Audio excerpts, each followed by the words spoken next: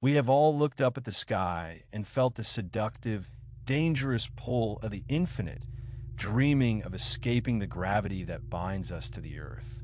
But there is an old, cold truth written in the Greek legend of a boy who flew too high, that the sun is not a warm friend, but a devouring fire, and that the space between the humble ground and the scorching heavens is a place where humans were never meant to linger. It is a story of hubris, of the terrible cost of ignoring a Father-S warning, and of the moment ecstasy turned to terror, leaving nothing behind but a few white feathers floating on the dark in different waves. To understand the tragedy of Icarus, we must first look upon the stark, sun-bleached stones of ancient Crete and the shadow of the labyrinth. In this world, the gods do not love easily, and fate is a knot that cannot be untied, only cut. The great architect Daedalus, the greatest craftsman of his age, found himself imprisoned not by iron bars, but by the geography of an island and the will of a tyrannical king. He and his son, Icarus, were trapped in a tower that overlooked the endless sea, a prison with walls made of water and distance. King Minos guarded the coasts, but he could not guard the sky above. Daedalus, whose mind was as sharp as the chisel he once wielded, looked to the birds and saw his only escape. He would not wait for death. He would engineer a miracle against the laws of nature. The construction began in the silence of their cell. Daedalus gathered the gulls that landed on the tower walls, taking their feathers one by one. He created a spine for the wings from sturdy spars of pine and fashioned a miraculous glia, melted wax, and twinia to bind the soft plumage into a sweeping, aerodynamic surface. He worked with the desperate focus of a man-cheating execution. When the wings were finished, they lay on the floor like great, slumbering beasts, intricate and terrifying. Daedalus strapped them to his own shoulders, beating the air until he felt the lift, until he hung suspended in the room, a god defying the earth. He then turned to his son, fastening the smaller pair to Icarus' back, tightening the straps across the boy's chest. They stood on the ledge of the tower, looking down at the ocean and ahead toward the mainland, 100 miles of treacherous water.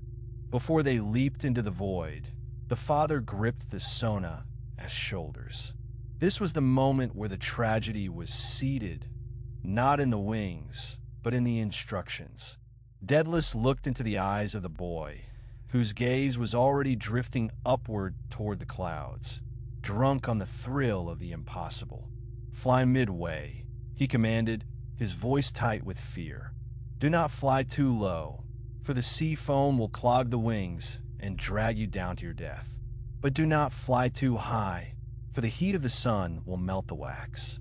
Keep your eyes on me and stay the middle path." Icarus nodded, but his heart was racing with a wild, rebellious joy that could not be governed by caution. They leaped. For a moment, gravity claimed them, and they plummeted toward the gray, churning waves. Then they snapped the wings open, catching the air. The lift took them, sudden and violent, and they were no longer men of the earth, but creatures of the wind. Below them, the terrifying power of the sea was reduced to a texture, a swirling map of blues and greens. Daedalus led the way, his flight steady, his eyes locked on the distant horizon of Sicily. But behind him, Icarus was drunk on the sensation. He felt the wind rushing past his ears, singing to him. He realized that he was higher than the tallest tower, higher than the eagles, higher than Zeus' lightning. The ecstasy of flight seized him. The warning of his father faded into the background noise of the rushing air. With a wild laugh that was snatched away by the wind, Icarus beat his wings and soared. He disregarded the path of safety. He looked up and saw the golden chariot of Helios, the sun god, blazing in a sea of infinite blue. He wanted to greet it, to race it, to touch the fire. He climbed higher and higher still.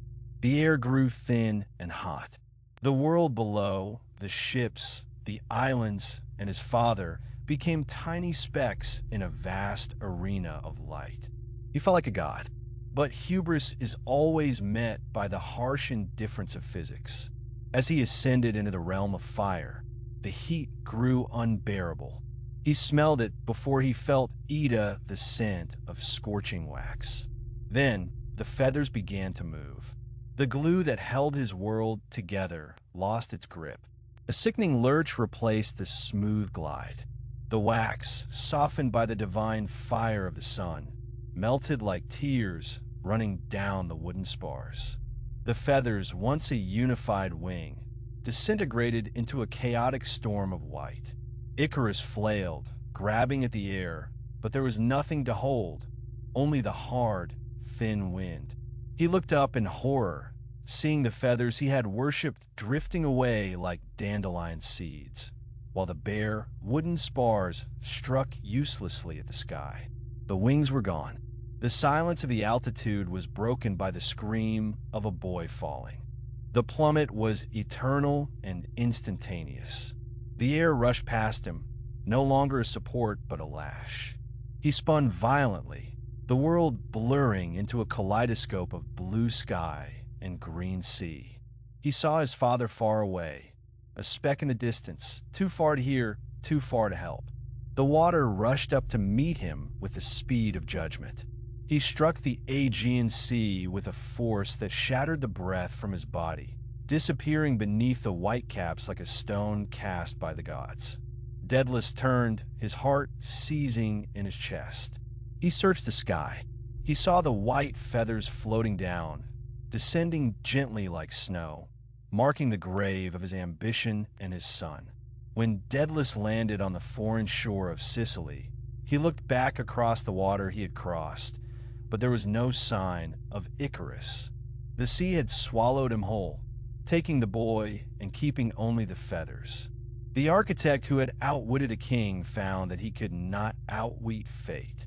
He stood alone on the beach, a survivor stripped of the joy of flight, cursed to remember the fall. In his grief, he named the nearby waters the Icarian Sea, a permanent tomb for the boy who touched the sun.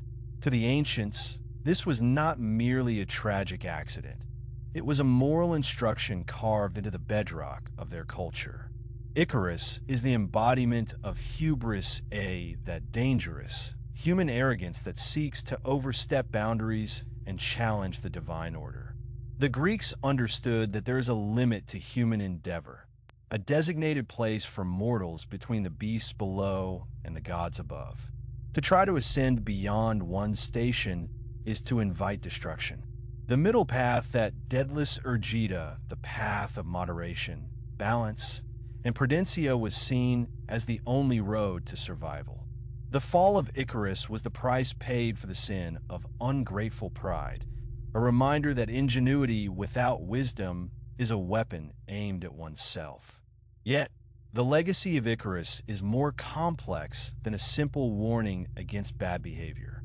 He haunts our history because he represents the spark within us that refuses to accept the mundane. He is the patron saint of the dreamers, the inventors, and the rebels who risk everything to see what lies above the clouds. When the first aviators took to the skies, and when we launched rockets beyond the grip of gravity, we were all Icarus. We see him in the paintings of Bruegel, where his splash is a tiny detail in a vast, indifferent world that continues plowing its fields even as a boy drowns. We see him in the language of psychology and literatura, the Icarus complex, describing those who are fascinated by fire and flight, yet destined to crash. Ultimately, the myth endures,